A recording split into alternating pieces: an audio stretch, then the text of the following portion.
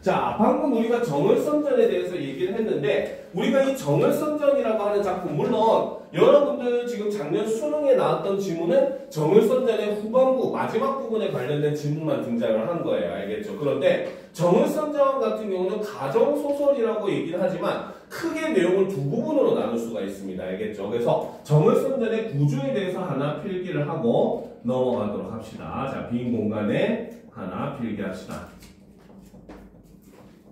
선전, 그렇죠. 일종의 바로 가정 소설의 형식을 취하고 있는데,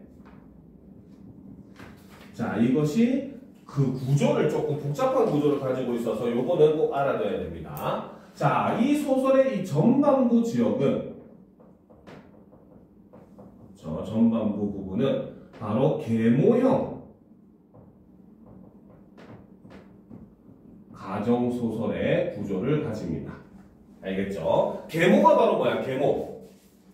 바로 새엄마. 그렇지? 바로 백설공주와 같이 새엄마가 와가지고 괴롭히는 그러한 내용이거든요. 그렇죠? 그래서 이 전반부에서는 바로 뭐다? 계모 노씨와, 그렇죠? 그 다음 유추연. 이게 바로 정을선의 아내죠. 선의 아내 충렬 부인이죠. 사이의 갈등이 드러나고 요 과정에서 바로 뭐다? 유추연이 죽음을 맞은 후 다시 살아나는 전기적인 요소가 드러나는 부분입니다. 알겠습니까? 그래서 이 두 사람 간의 갈등 사이에서 사실 추연이 한번 죽음을 맞게 돼요. 계모 노씨의 계략에 빠져가지고. 알겠죠? 그런데 그 과정에서 다시 살아나게 되고 부활을 하게 되고 그로 인해서 이제 모든 오해가 풀어지게 됩니다. 알겠죠? 그리고 이제 이 전반부가 지나고 난 다음에 두 번째 후반부에서는 바로 쟁총형 가정소설의 모습을 보여줍니다. 즉 가족 간의 싸움을 다루고 있다라고 보시면 돼요. 알겠죠? 그래서 여기서는 바로 뭐다? 바로 정렬부인, 바로 조씨, 조왕의 딸이죠. 부인과 충렬부인, 바로 유추연 사이에 갈등이 드러나고, 자, 요 부분의 특징은 바로 뭐다? 그쵸? 자, 각 세력과, 그쵸?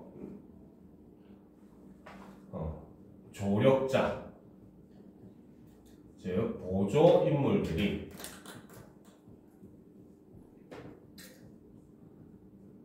대응하는 구조를 띠고 있는 게 이 후반부의 특징입니다. 알겠죠? 그래서 세력과 집안 안에서의 세력 대 세력의 싸움을 보이고 있다라고 하는 게 이 정을선전의 구조의 가장 큰 특징이다라고 볼 수 있습니다. 알겠습니까? 그래서 이런 가정소설의 대표적인 작품이다라고 생각을 하시면 여러분들이 이해하는데 굉장히 많이 도움이 될 거예요. 알겠죠? 그래서 이 뒷부분, 후반부 쟁총형 가정소설이 바로 여러분들 그 뭡니까? 작품, 그 작년 수능에 실렸던 부분의 내용입니다. 알겠습니까? 실제로 수능 특강에서는 전반부가 실렸거든요. 계모 노씨와 이제 싸움을 하는 장면이 수능 특강에 실렸었고, 실제 수능에는 후반부가 이제 등장을 하게 됐어요. 알겠죠?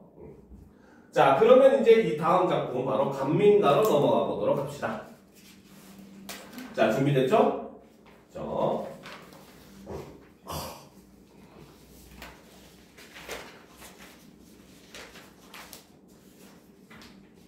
조인이 다 적었어? 응. 됐죠? 그러면 감민가로 넘어갑시다. 자, 이 감민가 제목에서도 알 수 있지만 노래입니다. 그렇죠? 가사 작품입니다. 근데 작자가 누군지 모르죠. 작자 미상으로 되어 있습니다. 그렇죠? 즉 그 말은 바로 뭐다? 조선 후기 평민에 의해서 만들어진 가사작품이다라고 보시면 됩니다. 알겠습니까? 자, 여기서 이제 이 갑민이라고 하는 것은 여기서 갑자는 우리가 갑을 명정할 때 가나다라 할 때 그런 그 갑자입니다. 알겠죠? 즉 그러니까 민자는 백성 민자거든요. 그러니까 갑민이라고 하는 것은 뭐 현대말로 해석을 하면은 뭐 가국민, 뭐 나국민 이런 식으로 A국민 이런 식으로 해석을 할 수가 있는 겁니다. 알겠습니까? 그리고 바로 이 갑민이라고 하는 사람이 바로 뭐다? 이 갑민은 그래서 그렇기 때문에 특정한 인물이 아니죠. 그래서 이 사람은 조선 후기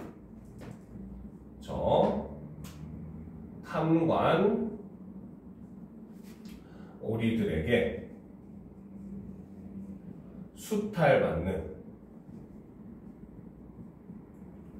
백성을 대표하는 인물이다. 일종의 상징적인 인물이다라고 보시면 됩니다. 작품 속에나. 알겠습니까?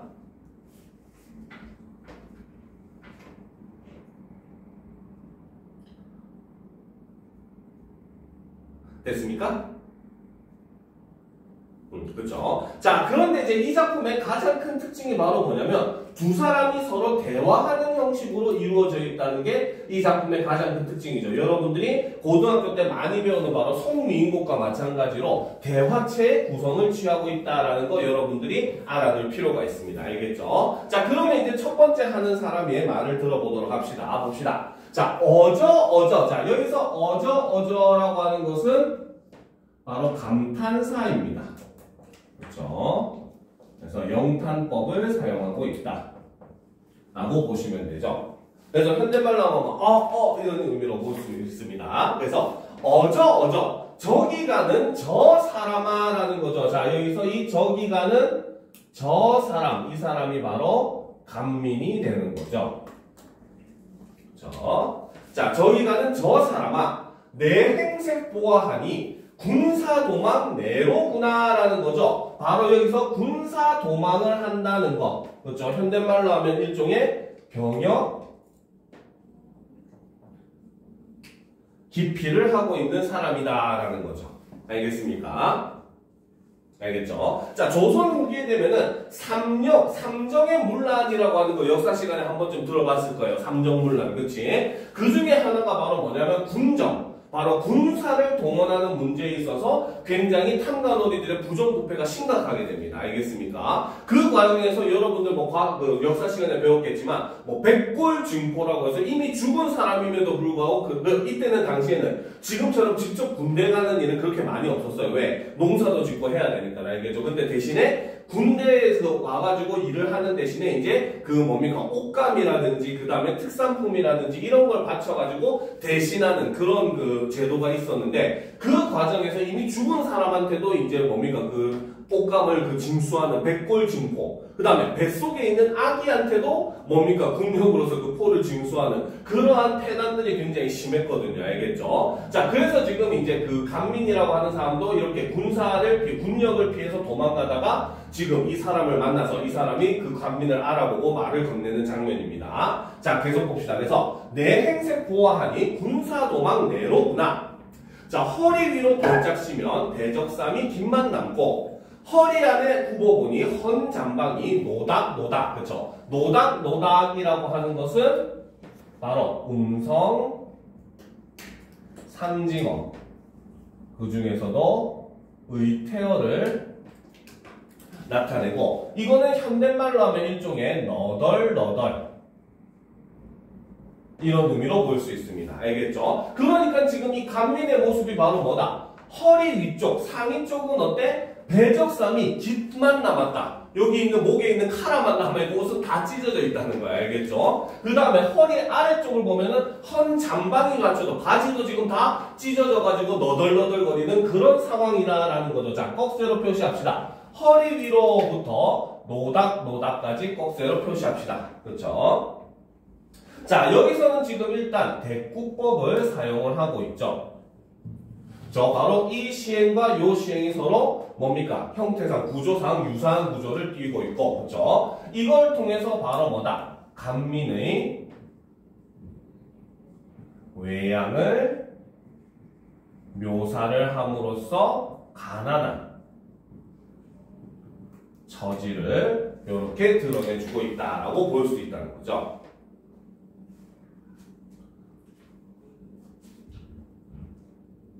됐습니까?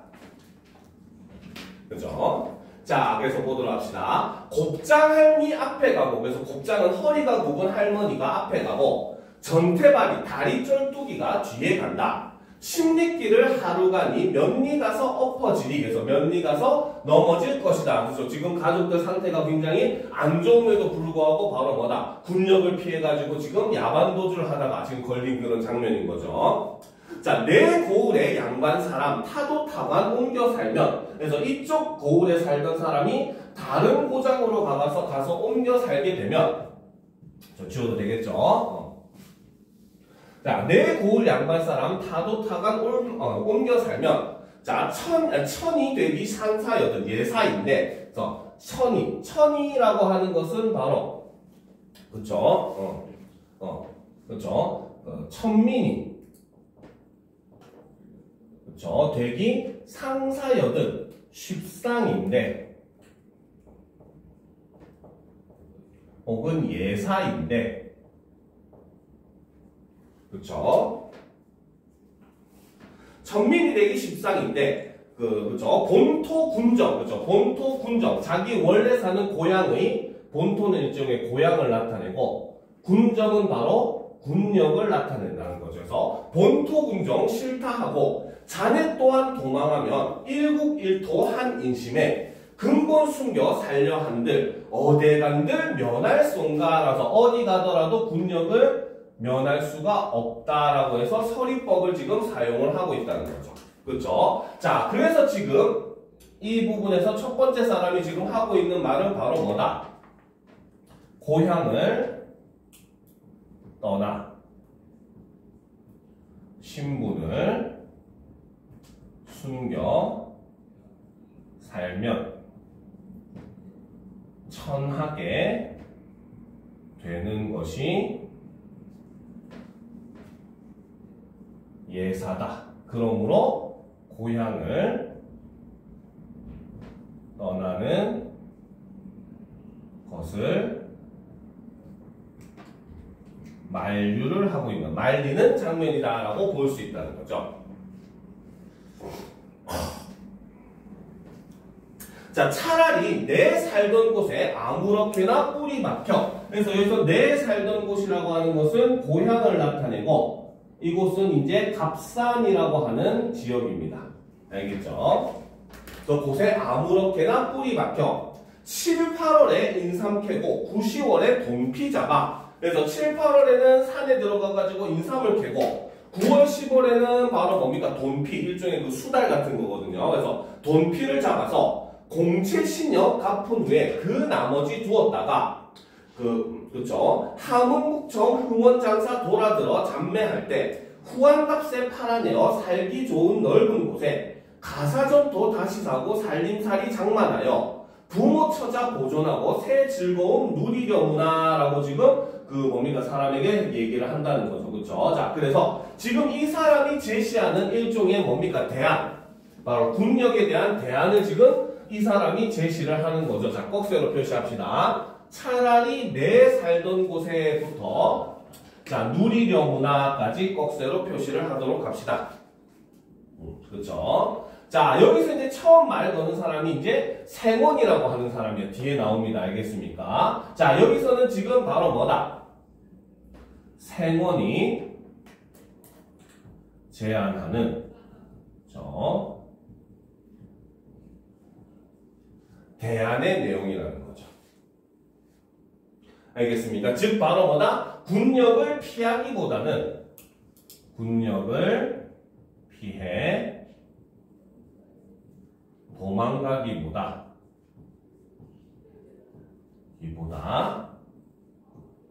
노력해서 잘 살도록 해라라고 얘기를 하더라는 거죠. 알겠습니다. 자, 그리고 이제 여기까지가 바로 뭐다? 생원의 말에 해당하는 거고, 그렇기 때문에 아까 앞에서 얘기했듯이 이 작품의 특징인 바로 대화체의 모습을 보여주더라는 거죠. 알겠습니까?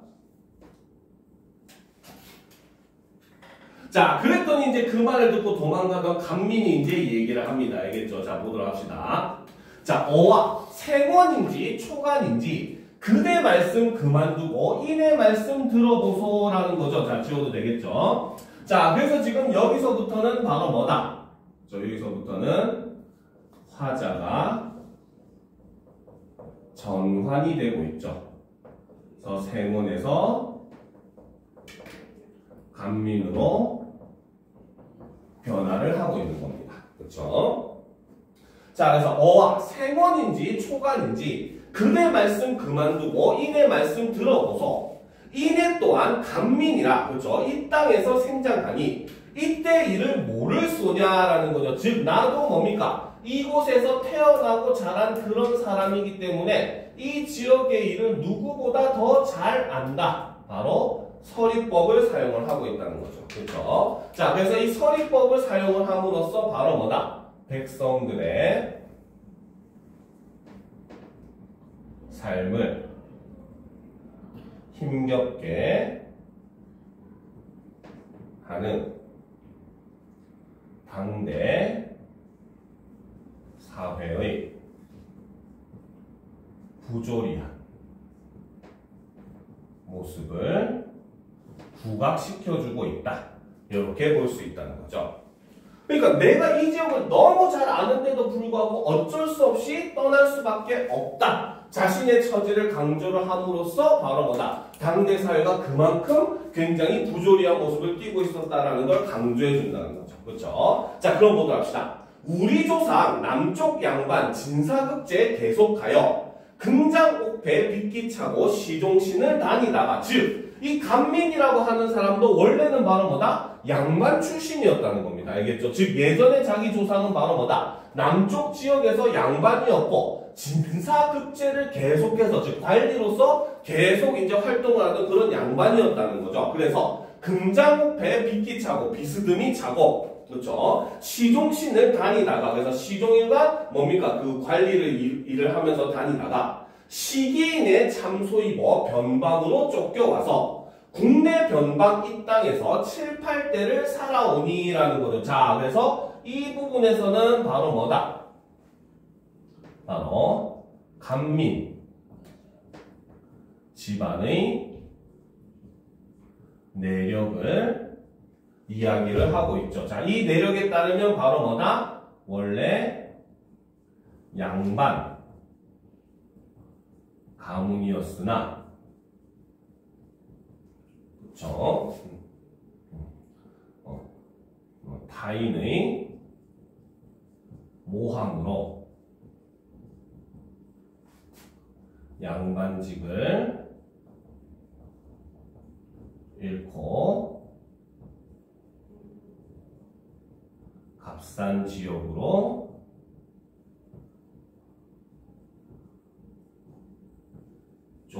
쫓겨오게 되었다라고 이야기를 하고 있다는 거죠. 알겠습니까? 자, 그래서 원래는 양반 집안이었는데 이렇게 남의 모함에 빠져가지고 일종의 그 죄를 뒤집어 쓰고 이 지역으로 유배를 오게 된, 쫓겨오게 와서 살게 되었다라고 얘기를 하는 거죠. 자, 하지만 아직까지는 살기가 괜찮았다는 거야. 알겠지? 자, 다음 페이지. 자, 계속 봅시다. 자, 조상덕에 하는 일이 읍중구실 첫째로다. 들어가면 좌수별감, 나가서는 풍원감감. 즉 바로 뭐다? 이전에 뭡니까? 관직을 하고 양반의 신분이 있었을 때는 정부에서, 부처에서 일하는 그런 일종의 중앙에서 일을 했는데, 그렇죠? 근데 이 지역에 와서는 그래도 이제 뭡니까? 아무리 양반 신분을 잃었다고는 하더라도 여전히 이제 이 지역에 와서 처음에는 대우를 받았다는 거야. 그러니까 뭡니까? 좌수별감이나 풍원감간을 하면서 일종의 딱 직책으로 정해진 그런 벼슬은 아니더라도 벼슬을 하고 있는 이 지역을 다스리는 사람을 도와가지고 이 지역의 살림을 하는 그런 일을 처음에는 했었다는 거죠. 그래서 들어가면 좌수별감, 나가서는 풍원감간, 유사장이 체지하면 체면모와 사양터니 애슬프다 내 시절에 원수인의 모해로서. 자, 그래서 요 부분에서는 바로 뭐다? 그렇죠. 바로 갑산 지역으로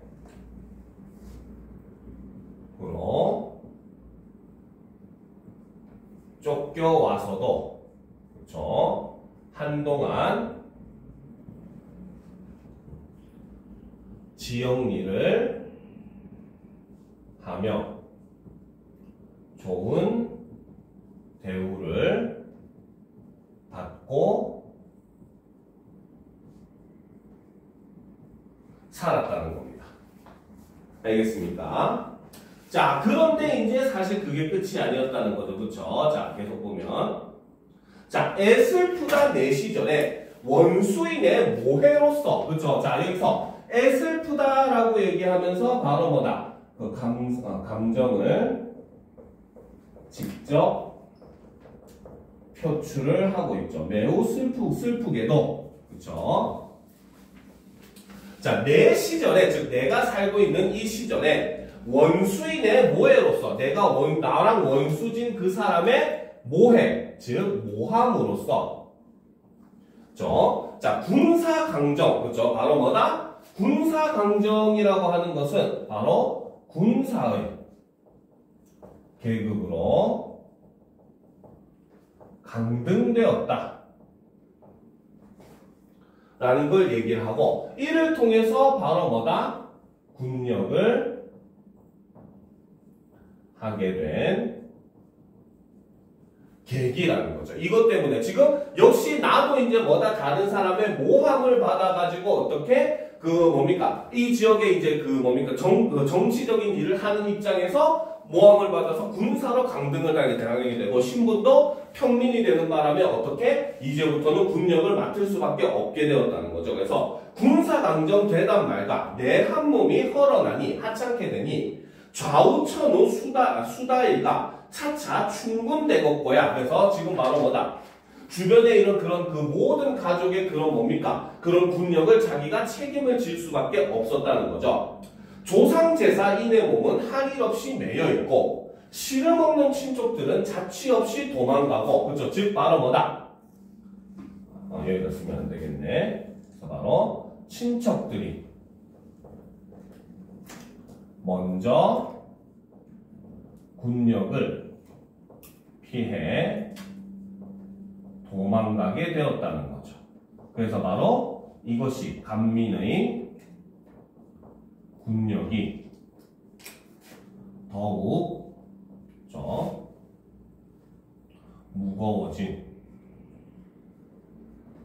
이유라는 거죠. 옛날에는 뭡니까? 한 집안의 군역은 한꺼번에 몰아가지고 내야 되는 거야. 그러니까 일부가 도망을 가버리면은 나머지 사람들이 그거를 다 메꿔 넣어야 되는 그런 상황이었다는 거죠. 알겠습니까? 그러니까 지금 이 간민도 바로 뭐다? 어쨌든 그래가지고 평민이 돼가지고 그것도 힘들어 죽겠는데 자기 친척들도 군역을 피해가지고 다 도망가 버리니까 이제 그 사람들의 돈까지 내가 다 메꿔야 되는 그런 처지에 빠져버렸다는 거죠. 그래서 씨름 없는 친족들은 자취 없이 도망가고 여러 사람 모든 신령 내 한 몸에 모두 문이라는 거지. 그치? 자, 그래서 묵도록 합시다. 그쵸? 자, 애슬프다 여기서부터 모두 문이까지. 그치? 자, 여기서는 바로 뭐다? 강민이 다시 모함을 받아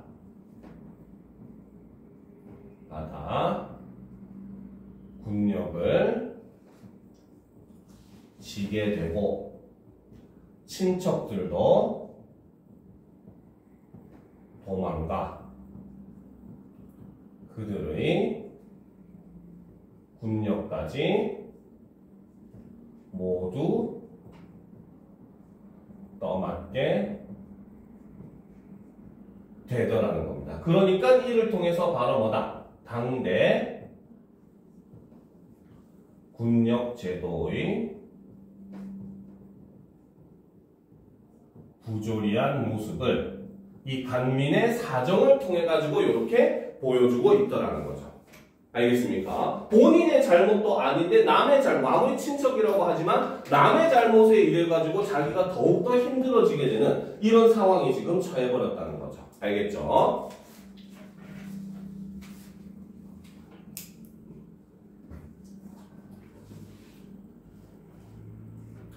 됐습니까? 그렇지. 자, 그래서 지금 간민이 이제 이런 어떤 과정을 거쳐가지고 군력을 지게 되고, 그리고 그 과정에서 또 더 과중한 군력을 지게 된 이유까지 이렇게 제시를 한 겁니다. 자, 계속 보도록 합시다. 자, 한몸 신력, 즉, 나 한 사람이 물어야 할 군력이 삼량 오전, 돈피 두장, 그쵸? 두장이라는 거지. 자, 그래서, 보자. 그죠? 한몸 신력이 삼량 오전에 돈피 두장. 그쵸? 이것이 바로, 그쵸? 당시 한 사람에게 부과되는 군력의 양을 구체적으로 제시를 하고 있죠. 자, 여기서 이제 의법이라고 하는 건 정해진 법이라. 그래서 법에 보면 한 사람당 이렇게 돈으로는 3량 5전을 내고, 그 다음에 돈피, 단미의 가죽을 2장을 내는 것이 군력의, 1년의 군력의 내용이었다는 겁니다. 그죠? 그런데 12사람 없는 구실, 합쳐보면 46량. 그죠? 즉, 바로 뭐다? 12사람 없는 구실, 합쳐보면 46량. 즉, 도망간 친척들의 군력까지 간민이 부담을 했더니, 그러니까 돈으로도 46냥이라는 어마어마한 돈이 되니까 해마다 맡아문이 돼서 해마다 내가 그것을 맡아서 지급을 하니 석숭인들 당할 소냐에서, 석숭은 중국 진나라 때 어마어마한 부자를 나타내는데 그 사람조차도 뭡니까? 이렇게 과도한 군력을 당해낼 수가 있다 없다. 너무나 과도해서 이런 군력을 당해낼 수가 없다라고 얘기를 하는 거죠. 역시 서리법을 사용함으로써 바로 뭐다? 과중한 군력 부담에 대해서 이렇게 얘기를 하고 있는 겁니다. 알겠습니까? 자, 그래서 여기서 보면 바로 그때 당시 조선 후기에 아까 얘기했던 삼정문란의 현실을 다루고 있고, 그 과정에서 백성들이 고통을 받다가 결국은 뭡니까? 자기가 살던 지역을 떠나서 삶의 터전을 버리고 떠나서 떠돌이 삶을 살 수밖에 없었던 당시의 현실을 굉장히 잘 담고 있는 작품이 바로 이 간민가라고 하는 작품입니다. 알겠습니까? 이해가 되죠? 그렇죠? 자, 그래서 조선 후기 사회 모습을 보여주는 작품이다라고 생각하시면 됩니다. 자, 그 다음 작품은 녹양방초 언덕에라고 하는 사설시조를 한번 보도록 합시다. 드디어 마지막 작품이네요. 자, 간단하게 보도록 합시다. 자, 녹양방초 언덕에 소 먹이는 아이들아라는 거죠. 자, 여기서 지금 소 먹이는 아이들아 라고 이제 부르는 말을 사용을 함으로써, 그쵸? 자, 요 사람들이 바로 뭐다? 화자가 말을 건네는 대상. 일종의 이 작품도 대화체를 사용하고 있다라고 볼 수 있다는 거죠. 알겠습니까? 그래서 대상을 나타내고 이 대상은 목동들이죠. 그리고 여기서는 바로 우리가 대화체를 쓰고 있다라고 볼 수 있습니다.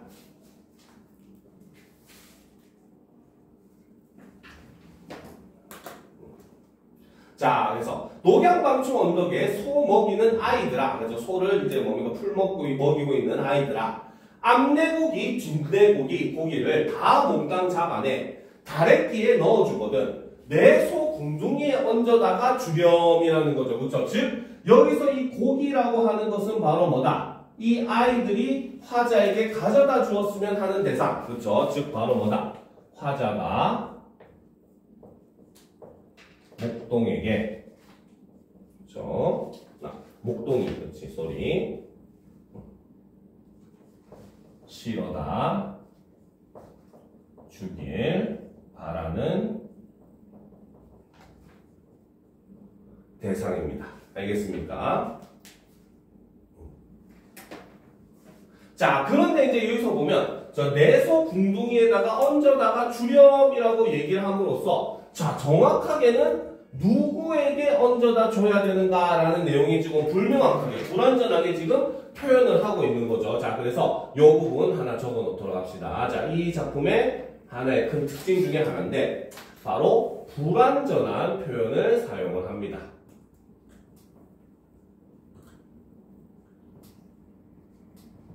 자, 어떤 불완전한 표현이냐? 바로 목동이 고기를 전달할 대상을 명시하지 않더라는 거죠.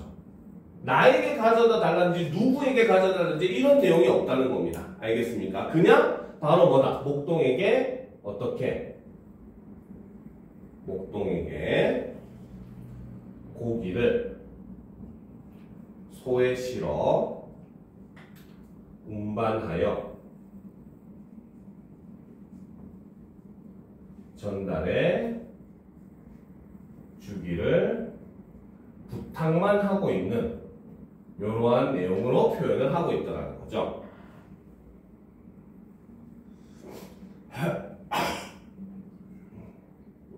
됐습니까? 자, 그랬더니 이제 목동이 대답합니다. 여기서 우리도라고 하는 것은 바로 목동을 얘기를 하죠. 자, 그렇기 때문에 여기서 역시 마찬가지 이 작품도 화자의 전환이 일어납니다. 이야기하는 사람이 바뀌게 되는 거죠. 그렇죠? 그래서 우리도 서주에 일이 많아. 그래서 서쪽 밭에 일이 많아서 바삐 가는 길임에, 그래서 바삐 가는 길이기 때문에 가 전할동 말동하여라. 이 고기를 가서 전할지 말지 모르겠구나라고 얘기를 하는 부분이죠. 그래서 요 마지막 부분은 바로 목동의 대답에 해당하는 부분이고, 그렇죠? 자, 여기서 우리는 유희성이라고 하는 걸 볼 수가 있습니다. 자, 이 유희성이라고 하는 것은 바로 뭐다? 화자의 기대 어긋난 대답을 하면서 의외의 상황이 펼쳐지는 이러한 걸 우리는 유의성이라고 한다는 거죠. 즉 의도한 것을 비틀어버리는 이런 성질을 유의성이라고 합니다. 알겠죠? 그렇기 때문에 솔직하게 얘기를 하면 이 녹양방초 언덕에라고 하는 시는 내용 자체가 거의 엉킨 내용이다라고 보시면 됩니다. 알겠습니까? 그리고 여기서 그러면 우리는 무엇을 중심으로 봐야 되느냐? 첫 번째는 뭡니까? 대화체를 사용하고 있다는 점. 그렇죠? 그리고 두 번째는 중간에 내용이 이어지는 중간에 화자가 전환이 되고 있다는 점. 이런 걸 중심으로만 파악을 하면 돼요. 알겠습니까? 내용 자체가 별 내용이 없다 보니까 학생들이 더 어렵게 생각을 해요. 딱 떨어지는 주제나 이런 게 안 나오니까. 알겠죠? 근데 그렇기 때문에 오히려 그런 내용은 여러분들이 신경 쓸 필요가 없는 게 바로 이런 작품들의 특징인 겁니다. 우리가 모란이 피기는까지는 할 때도 수업을 할 때 선생님이 얘기했잖아요. 여기서 사실 솔직하게 얘기하면 모란이라고 하는 것의 의미도 별로 중요하지 않고, 그렇죠? 시대적 현실이나 이런 것도 반영하지 않은 작품이기 때문에 오히려 학생들이 파악할 때 좀 어려워할 수 있다 이런 얘기를 많이 했잖아요. 그렇죠? 순수 문학이기 때문에 이 작품도 비슷한 맥락에서 여러분들이 파악을 하면은 오히려 좀 더 쉽게 파악을 할 수 있을 겁니다. 잘 모르겠는 것, 드러나지 않는 것에 연연할 필요가 없다라고 하는 것도 여러분들이 문학 작품을 볼 때 한 가지 중요한 기술 중에 하나가 될 거예요. 알겠습니까? 자, 여기까지가 여러분들 시험 범위는 완전히 이제 끝이 났습니다. 알겠습니까? 자, 남은 시간 동안 아까 주 문제 좀 마저 풀고 이제 마무리하도록 합시다. 질문할 거 있으면 질문도 많이 하도록 합시다.